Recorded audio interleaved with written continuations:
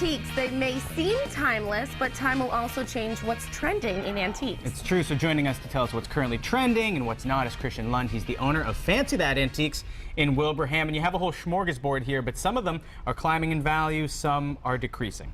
Yeah, so we're talking about what's hot and what's not in the antique world today. So I brought a couple things, some items that are worth something and some are not so much.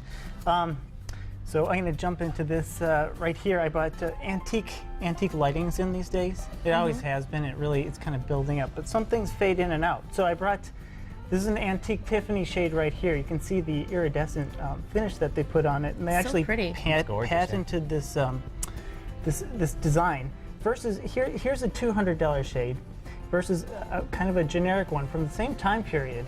But this is probably like a $5 shade. So it's that Tiffany distinction that really ups the value? Tiffany is very important. That label is right on the inside. So you can always tell when you're dealing with shades, you can look at the label and see it? You might need these to look at it really close. Well but, then. Those, now we're talking about what's hot and what's not. Those are hot. Now look real hard there, so. Anyway, those are pretty powerful. I can't see a thing. Oh my God, it's in the inside. This is not working out well for me. Well, that's okay. I assume it's somewhere. It takes the trained eye. Ashley, I think she has a trained eye, but anyway. There we go, now we're back. I have a what? You have trained eye. You have the eye. What about this light piece over here? He's struggling here. This is from either an antique, an old caboose. So you have the red. This would be at the tail end of the train. They only made a finite amount of these, so these are in. These are hard to find. This is a gas lantern, or kerosene, I should put it. So these are in. Seth. Yes. Put these down. Okay. Now I want you to pick out of these two goblets. Flip one over, or flip both over, and tell me which one is the worth something. This one looks like it has a tag from a store. Okay. I'm going to imagine that means it's worthless. Oh, but it has an insignia. It says Sterling 59. What does that mean? Now this one over here says 12.68 and a half. Okay, good. Am I reading those at all right? So which one do you think is worth more? The one that says Sterling. You are a smart grasshopper. Yes. So silver does not lose its value. This one right here is sterling silver. If it's marked 925 or sterling, you can't lose on these, because even in its silver weight, it's worth something. This is brass with a silver plating over it. So that's a good, kind of analogy. But see, when I look at them, they both look like they're worth something. They look to me. very They look similar, very don't similar. they? Yes, yeah, they and do. You couldn't tell. But so when the weather gets warm, Inspector Gadget here. Yeah, bring these to your yard sale, and you're not fooling anybody. Just don't let the people running the yard sale see those things. That's true.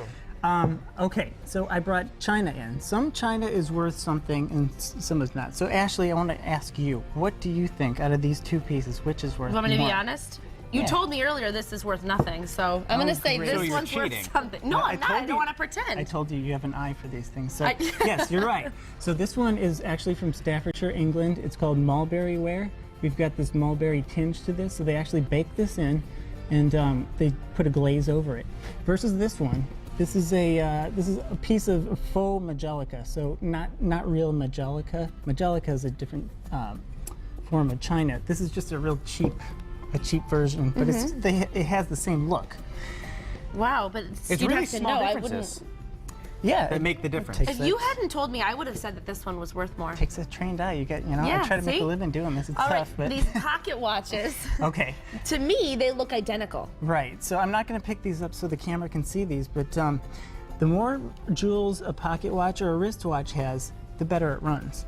So this one right here has less jewels. This has 15 rubies inside it versus a 21 jewel. So if your car, an analogy would be, if your car had more of these jewels in it, go a million miles versus like 300,000 or so. Oh. It just runs better. How do you know how many jewels are inside? Is it printed anywhere? Do you have to ask the manufacturer? If you took your inspector glasses on, this would be written in here. Oh, thanks. I can't wait to wear these. Yeah, all righty. Well, here you go. All So, right, hand it over On there. the inside here, This is impossible. Oh, it's hard to see. is Yeah, marked it's all fun and 15. games It's until really you try it it's yourself. marked 15 jewels on the inside there, versus this one. You're gonna have to look. Oh for it. So yes, you have to. You need these glasses to notice, but it does say it in there. But no Yeah. matter what, 21 timepieces, they're timeless.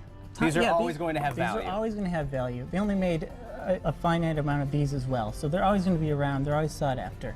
And Another thing we're going to get into is glassware. Glassware is not so much in style for ashtrays and things like that, because people are just shunned away from smoking these days due to health reasons. Here's an antique perfume bottle with sterling silver overlay over the glass. So this is still sought after. That's worth something. Now this is snake oil. Snake oil. So you just rub that on your hand if it's not feeling so great, and you'll be all set. Snake oil. I brought this because unusual pieces are still in, even though this is in an old glass bottle. The snake oil is still in there, and it's a unique piece. Just like this is taken from an old grave marker, and it's chalkware. Chalkware is in, so they actually reproduced this, even though 100 years ago they reproduced this. This is still an antique. It's kind of a macabre thing, but there's a whole subculture that's into that stuff. Now, lastly, this large jug. What's the deal? I brought this because we're into sugar maple time, sugar in these days. This is a 3-gallon jug. It's called earthenware, so it's just made from things out of the soil, clay, with a salt glaze over it. So back in the day, you could put anything liquid that was consumable in these things, but maple syrup could be used, whatever it was, moonshine, you name it. So these things are always in as colonial decorative pieces. Perfect. My mom's got a lot of these jugs, but you're going to go maple syrup. I'm going to bring my wife taffy Katie. this We're going to go weekend. this weekend. So Go maple syruping. You guys are welcome. I might We're going to go boil some fun. things. Yeah. Thank you. It's always Thank a you. pleasure to have you here. Hey, we asked you.